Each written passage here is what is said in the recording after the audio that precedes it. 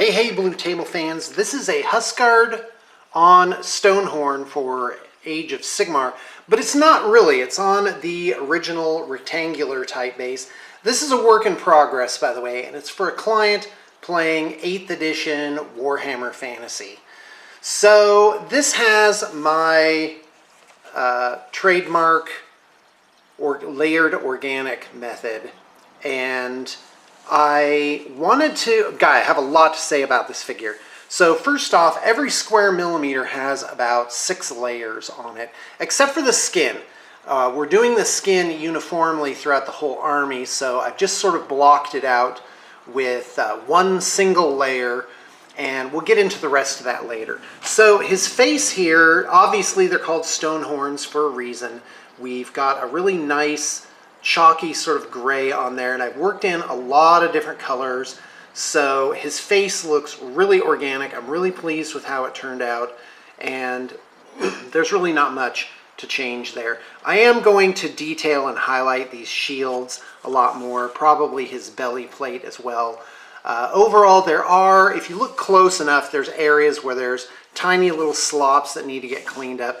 Notably on some of the silver plates here, the silver has gotten onto an adjacent area, but the skin on the creature looks really good. It looks right. I've done a lot of conversion work.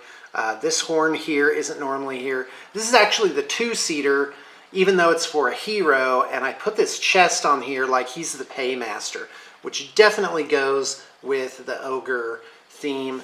The tails on these break off for like no reason, so I've really affixed this cool looking spike on there, and I think that will really stand the test of time.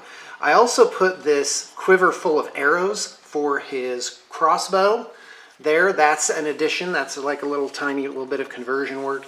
And to get a warm-cold contrast, I did use a lot of grays. So there's gray on the straps here, there on the horn. The silvers also accent those warm colors. I brought the tusks up to a black point, which I think looks very authentic. And also, again, it adds a cold color, which is the black. And I have to say, I'm really pleased with how this turned out. He's got a lot of really wonderful organic tones underneath him, giving him this crusty, lived-in look. So I'm really pleased with how this model has turned out.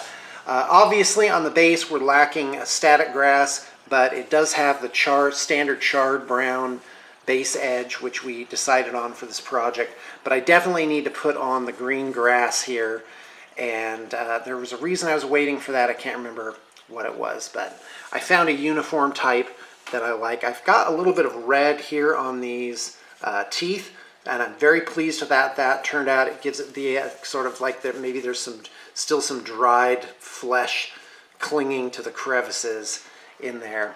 And this is added from another kit. This is from a Space Wolves kit. So there's a lot of little bits and bobs on this guy that make him unique and make him add those touches that make him look realistic.